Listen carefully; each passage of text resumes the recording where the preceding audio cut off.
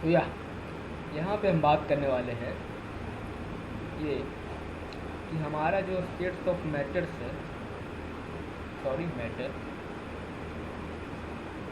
इसको if we want to convert one state of matter into the another one, तो इसके ये कैसे पॉसिबल है, इसके बारे में आज हमारा डिस्कशन होगा। तो मैंने पिछले वीडियो में बताया था आपको मैटर्स के 3 स्टेट होते हैं, रिएक्टेड। पहला स्टेट होता है सॉलिड, दूसरा स्टेट होता है लिक्विड, तीसरा स्टेट होता है गैसियस।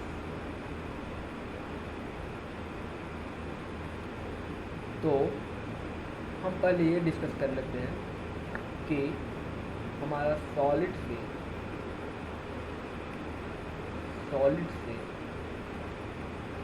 लिक्विड में जो कन्वर्जन है वो कैसे होता है, इसको हम डिस्कस करने के लिए एक एग्जांपल लेते हैं।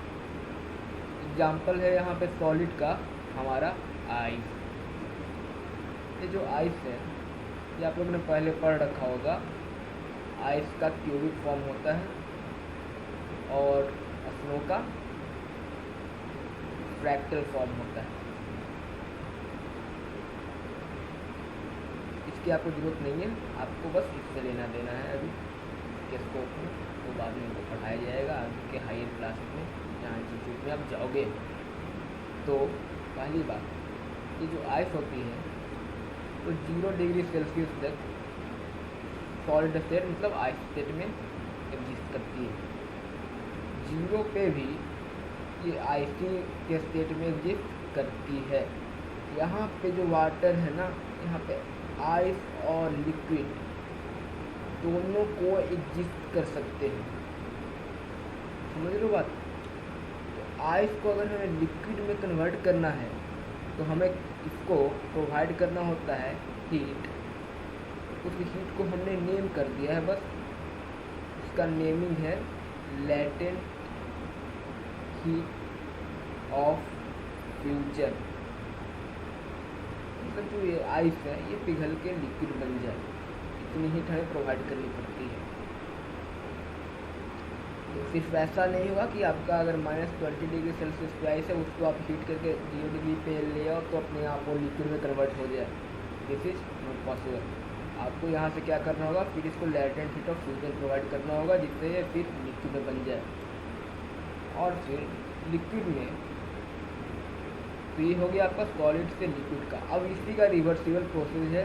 लिक्विड से अगर सॉलिड में कन्वर्ट करना है तो हमें क्या करना होगा, लिक्विड से हीट निकालना होगा। आइस में हीट हम डालते हैं, यहाँ से हीट हमें निकालना होगा, आउट करना होगा। आउट करते करते इसको 0 डिग्री सेल्सियस पे लाना होगा।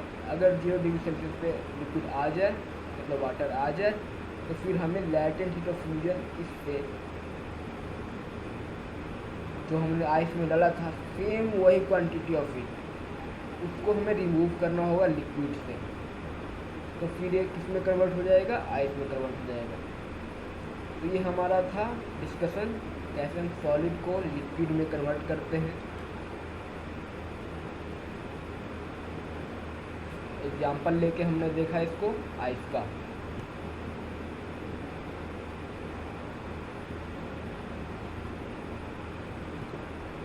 अब हमारा जो दूसरा डिस्कशन है वो है लिक्विड से गैस में हम कैसे कन्वर्ट कर सकते हैं।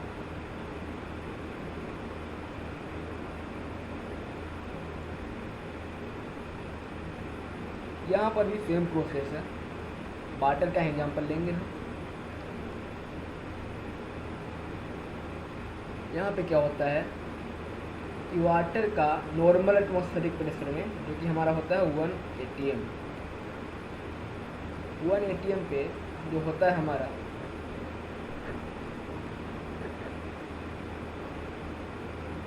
1 atm पे जो हमारा होता है वो वाटर 100 डिग्री सेल्सियस तक वाटर के फॉर्म में एग्जिस्ट करता है। और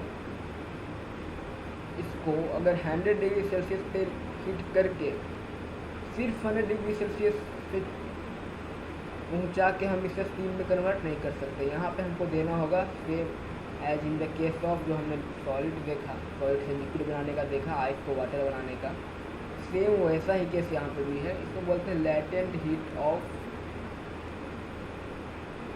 वेपराइजेशन।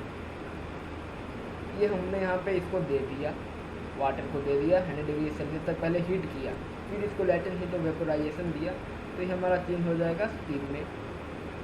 इसको हम वाटर वेपर भी करते हैं। और फिर इसी का रिवर्सिबल प्रोसेस है कि हम स्टीम को 100 डिग्री सेल्सियस 100 डिग्री सेल्सियस तक इसको कूल डाउन करें, फिर इससे लैटेंट हीट ऑफ वेपराइजेशन जो दिया था वो निकाल लें, एनर्जी इससे निकाल लिया जाए, तो फिर ये वाटर में कन्वर्ट हो जाएगी। तो ये हमारा दूसरा डिस्कशन हुआ।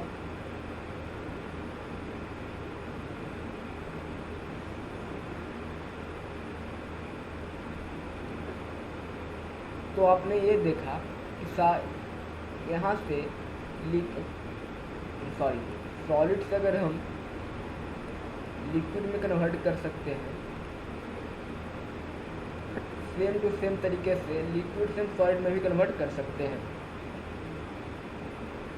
तो प्रोसेस इंटरकन्वर्टिबल है एक दूसरे में, इसे आप नोट कर लें।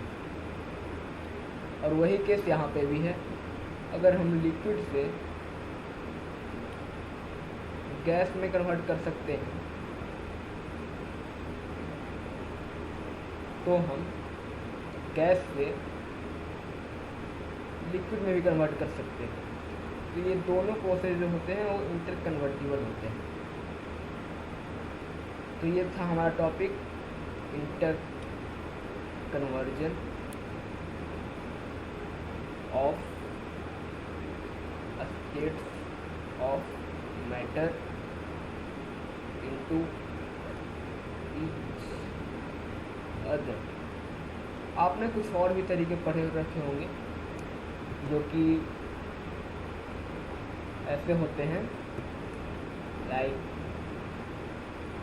आपने पढ़ा होगा सब्लिमेशन। इसका एग्जांपल इसका मतलब ये होता है कि डायरेक्ट जो सॉलिड है उसे हम वेपर फॉर्म में कन्वर्ट कर दें। ये एक ऐसा प्रोसेस है। इसका कॉमन एग्जांपल हमारे घर में कैम्फर होता है, जिसे हम कपूर बोलते हैं। उसको अगर आप हीट करोगे तो डायरेक्ट ही वेपर फॉर्म में कन्वर्ट हो जाता है, वो लिक्विड फॉर्म में जाता है नहीं, वो डायरेक्ट हीट करने पर वेपर में चला जाता है।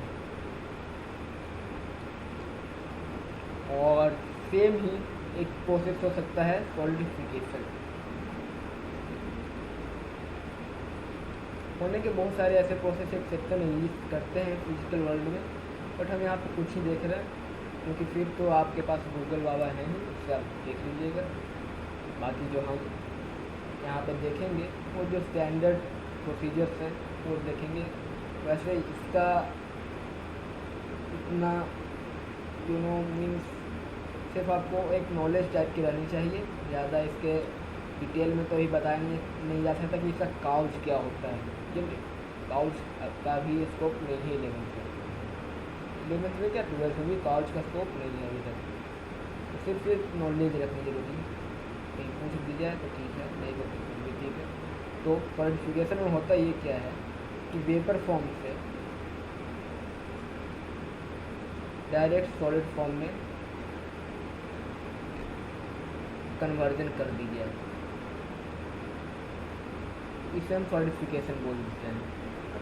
बस यही एक दो अलग टाइप के एक्सेप्शनल टाइप के केसेस थे।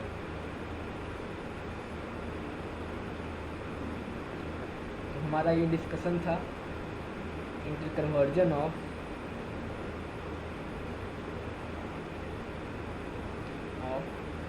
States of